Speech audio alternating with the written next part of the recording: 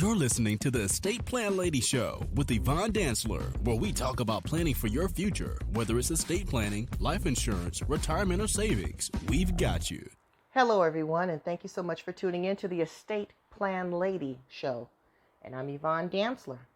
And today's topic is going to be how to advertise your business for less than $100. How to advertise your business for $100. Now, for this particular podcast, I just need you guys to take notes and keep an open mind. A lot of people are asking the question, what can I do? I'm at home, they're either limited or they need something side. They need a side hustle, they need a side gig. I mean, let's think about it. This isn't for everybody, so if it's not for you, I appreciate your time and thank you for listening as far as you have. But for everybody else, I need you to continue to listen and actually pull out a pen and paper or type and take notes. Let's go. Just because you don't see my face doesn't mean anything. The material still works. Let's go. How to advertise your new business for less than $100. Doesn't have to be a new business. Here we go. First thing you need to do is discuss and decide, is your business going to be local or nationwide? And I'll tell you why in a second. So for instance, I came up with some ideas. What about a cleaning business? So a cleaning business, you get up, you take your vacuum, and that would be your all your cleaning supplies, and you go around and you go clean people's homes or apartments. That would be considered a local business. You wouldn't take that from one state to the other. So the next thing, an example could be a shampooing business, a carpet cleaning business. Same thing. You actually have a shampooer or shampooers. You're going to other people's house, cleaning kits, and you're going around cleaning their carpets or whatever else, the couches, whatever you're cleaning. I'll give you a story about that later. Number 3, a baking business where you're baking brownies or cakes or whatever. Now that could be local or nationwide, depending upon how you market it. Do you want to be nationwide? Do you want to offer shipping? Or do you want to stay local and just have people pick up or you go to them? Number 4, a sewing business, a seamstress business. If anyone you know has a sewing machine and you know how to sew, right now, more than ever, is the time. You need to pull out that sewing machine. And it's not just for masks. We need more than masks. I was looking for a seamstress a few weeks ago. I bought some material that I loved, and it took me 3 weeks to find a seamstress. Okay? Because where I used to go in the local swap meet in the local areas where the ladies had businesses at, they're not there anymore.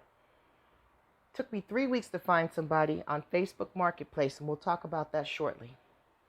Number 5, here's another one, a typing business or even a resume business.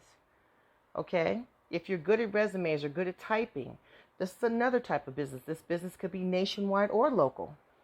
So the first thing is, my whole point is, you need to decide if you want your business to be local or nationwide. I'm just here to make you think about ideas right now. For instance, I'll give you the shampoo gig. I bought a brand new shampooer a couple of years ago.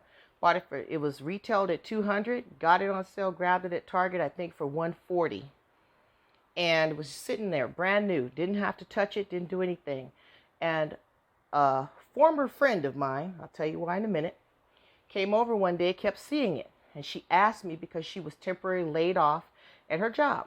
She said, hey, I need this. We're going to go around cleaning houses. And I want a shampoo. And that's what she was doing. She was shampooing other people's carpets and getting money off my shampooer, brand new, which I had no idea at the time. I loaned it to her because she told me she was only using it for her particular house. She had like 4 or 5 kids, so I understood. It took me 3 months to get my shampooer back from this girl. It was brand new when I gave it to her, still in the box. When she brought it back. Actually, I think we took it out of the box. It was still brand new, but it was brand new. Never used it one time. She brought it back to me. I had to beg her to bring it back. It took 3 months to get my shampooer back. And the moment I got it back, I got it back because it was dirty, it was filthy, and she did not clean it. But she was using, my whole point of the story of my ranting is she used it to make money. She was laid off from this company she worked at, It was in between times, and she used it, and that's how she was making her money. Now, why she didn't buy one on her own, I don't know. She used mine. She brought it back, and I threw it away. Moral of the story, shampooing business. And I named a couple other businesses for you. So once again, cleaning business. That would be considered a local business. Local could mean an hour away, but you wouldn't take up from California and go out to Kentucky to go clean some carpets, would you? Or go clean a house, would you? Or clean a carpet. So these are local businesses, cleaning businesses, shampooing businesses. Also could be local or nationwide, baking, cooking, sewing, could be local, could be nationwide, typing, or resume business, could be local, could be nationwide. Teaching, if you got a skill set, you don't have to have advanced degrees to teach. That's another one, another business I can tell you about. You can go on places like Udemy or Udemy, however they pronounce it. You can also teach on Skillshare. There's a couple of places out there where you can teach a course. You can teach a person lawnmowering, and that would add to another business that you would have. Another local business would be a landscaping or lawnmower business. So what's the point of this video? It's how to take whatever those ideas I just gave you, put them to work. So go dust off those things and let's get started. Take notes. Number 1, old-fashioned way, it still works. Car signs. They're still out there. They still work. They're not just for real estate agents, or they're not just for cleaning companies. They still work. Another thing, business cards, or what I like to call postcards. And there's a reason why, if you're giving out a business card, you might want to just put a magnet on it so they can stick it on the refrigerator, or stick it somewhere that they will remember. Otherwise, usually with business cards, people tend to forget, or they throw them away. But a postcard is a little bit bigger, and it's a little bit more, I don't know. I always see postcards, and I usually keep them. Postcards, okay? Number 3, where to advertise for small or for free. Here we go. This is where the $100 comes in. Your car signs, your postcards, or your flyers. Same thing. You can get a flyer, go down to your local copy house, make more copies, or you can get a discount. I'll give a couple of places where you can go and get these things done. Next thing, where to advertise for free. Facebook. You can start up a Facebook business page and Facebook Marketplace. Facebook business page, easy done. You have to be a regular Facebook person, meaning you have to have a personal account in order to have a business account with Facebook. That's the only requirement for Facebook that I know of. You have to have a personal Facebook, that's free, and then you can start yourself up a business page. The next thing, which you don't need to have a business page, is Facebook Marketplace, which draws on your personal account. You can sell things on Facebook Marketplace for free. They do charge a small fee. I've used Facebook Marketplace in the past, and they also kind of rate you, and you have a place where you can put your information so people know who you are and that kind of thing. You can go to YouTube, that's free. TikTok, you can display your talents on TikTok and lead people back over to your page. Twitter, same thing, advertise. Instagram ties in with Facebook, same thing, take pictures. Craigslist, oh my goodness, they're still around.